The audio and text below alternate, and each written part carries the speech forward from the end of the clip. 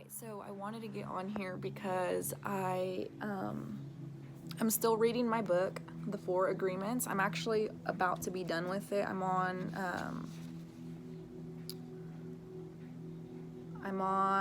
I think the last chapter. Yes, and this chapter is all about breaking. Hold on, let me see. I already forgot. Yeah, breaking old agreements, right? Because this book is all about making different agreements, different beliefs that are more healthier and beneficial for you. And so, I want to learn how to be better for myself, especially for myself, but also for the people around me, the people I surround myself with. And in this last chapter, I'm actually going to read a little bit of this to you guys. Sorry about my double chin. So, I want to read this part. It says, "If we can see our state of mind as a disease, we find there is a cure. We don't have to suffer any longer. First, we need the truth to open the emotional wounds, take the poison out, and heal the wounds completely. How do we do this? We must forgive those we feel have wronged us, not because they deserve to be forgiven, but because we love ourselves so much, we don't want to keep paying for the injustice. Forgiveness is the only way to heal. We can choose to forgive because we feel compassion for ourselves. We can let go of the resentment and declare, that's enough.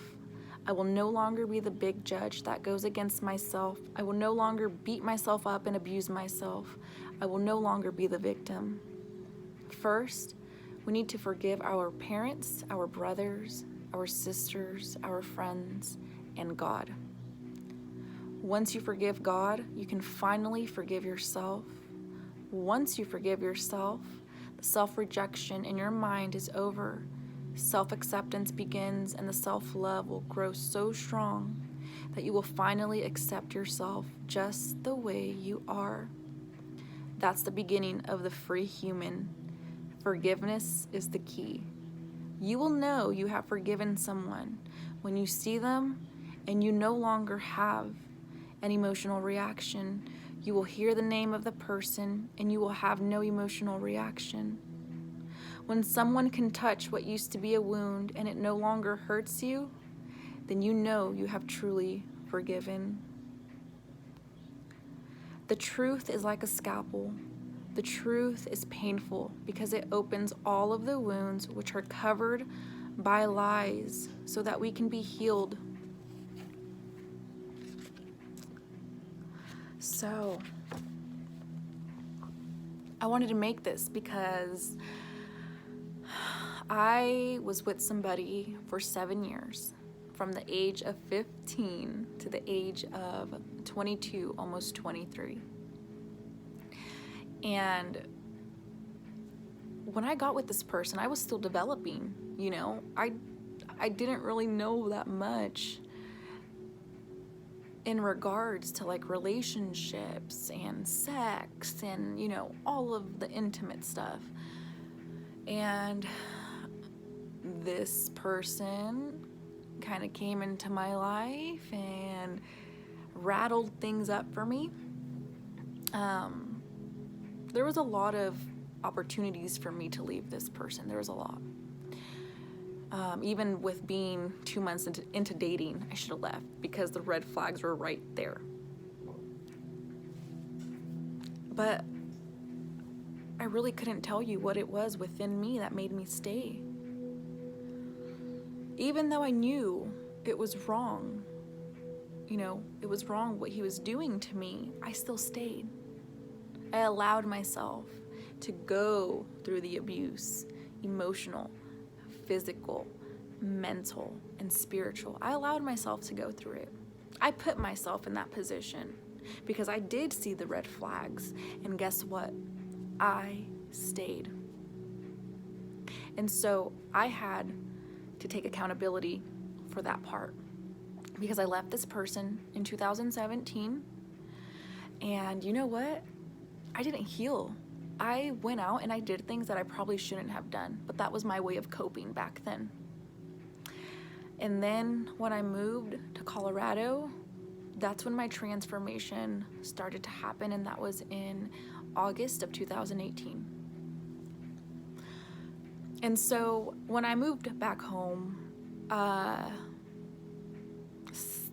was actually talking to a person, and this person just kind of up and left. And so from then on, I started to really look for answers.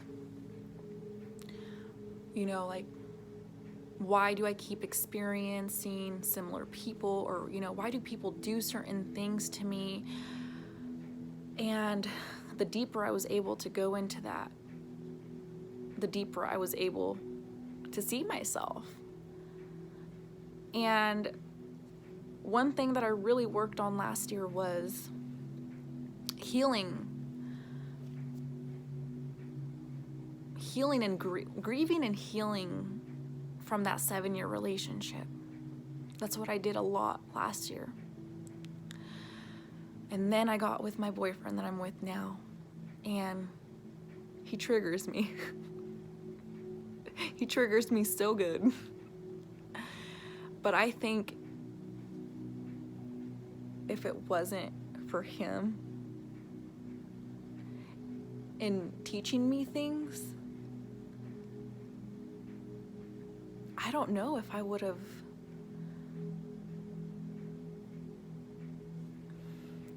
I'm not saying that I would have never healed, but it probably would have taken me longer. But because the relationship that I'm in, it has caused a lot of triggers, it has caused a lot of awareness, a lot of healing, I was able to do the work on the relationship that really tore me apart, and I got to heal from it. Not only did I get to heal, but I got to forgive that person, and I got to see it from a different perspective and not be the judge, the victim, or my belief system that was implanted.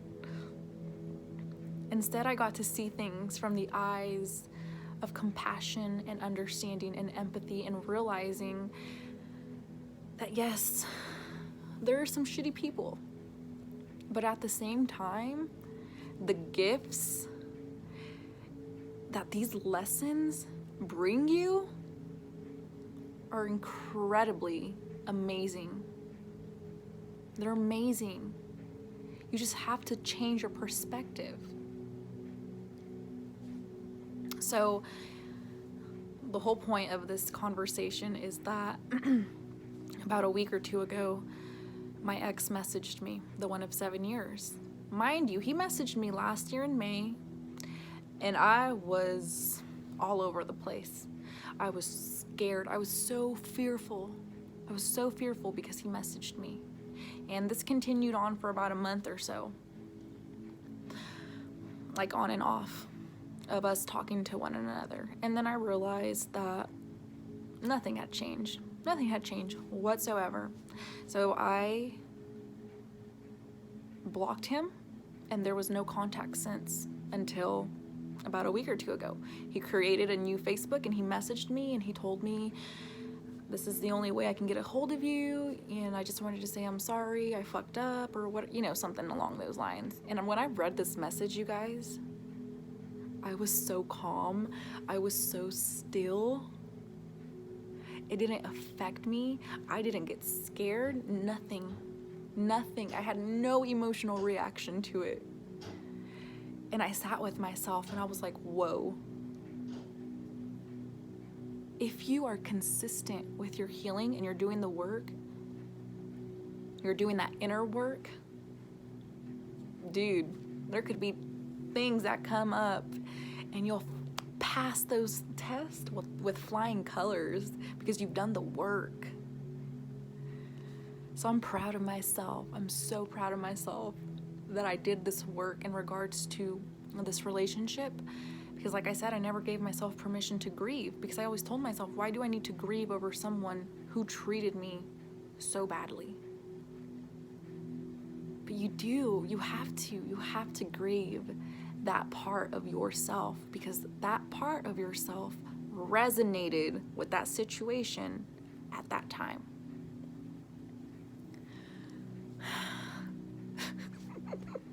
And I just wanted to share with you guys, this story. Because if I can do it, and if you guys know me personally, you'd be like, how, Clarissa? But I did it. I did it. And now I get to do some deeper work. And I got this. Because remember, through suffering, there is such a beautiful gift that emerges. And that gift is the true, authentic you. I'm gonna get off of here. I hope this message will inspire you guys to take action into forgiving yourself and those who hurt you. And just because you forgive someone doesn't mean that you have to contact them and be like, hey, I forgive you. No, do it with yourself. Do it in a meditation, right? Set the intention with wanting to forgive so-and-so person. Okay? There was one thing that I really did listen to a lot, and I might butcher the name. It's called Ho'oponopono. I don't remember what it's called, but it's I want to say it's like a Hawaiian tradition. It's a mantra, and you chant this mantra. It's, I'm sorry, please forgive me, I love you, thank you. And so when I was focusing on specific people, I would say that mantra. I would actually listen to that mantra a lot. And so I do kind of feel like that helped me. You want to find ways to help you cope, but ways that are healthy for you. So not drugs, not alcohol, not sex, not porn, not overindulging in food. That's not going to help you. That's going to suppress those feelings and keep them down. So you want to find ways that are going to be able to aid you in allowing those emotions to come up and allowing yourself to create something healthy. So for instance, say you're getting angry, you're getting sad, or you're just feeling something, and get up, move your body, do something, read a book, go outside, write down your thoughts, write down what it is that you're thinking to get that out of your energy, dance, sing, paint, color, draw, write a poem, go outside and go on a walk. Hell, pet your pets. Anything that's going to keep you in this present moment that is healthy, that is going to help you grow. But if you're going and doing things that are not serving you, you're going to keep yourself down here. So keep forgiving yourself, keep forgiving the people who hurt you, and you will see transformation. But you also have to do that inner work within you. Because the goal is to get out of the victim mentality. The goal is to get out of the blame game. The goal is to take 100% responsibility for your life. Because at the end of the day, we always have choices. We always have choices. And only you can put a self-limiting belief on yourself in saying that you don't have a choice. So many blessings. Namaste.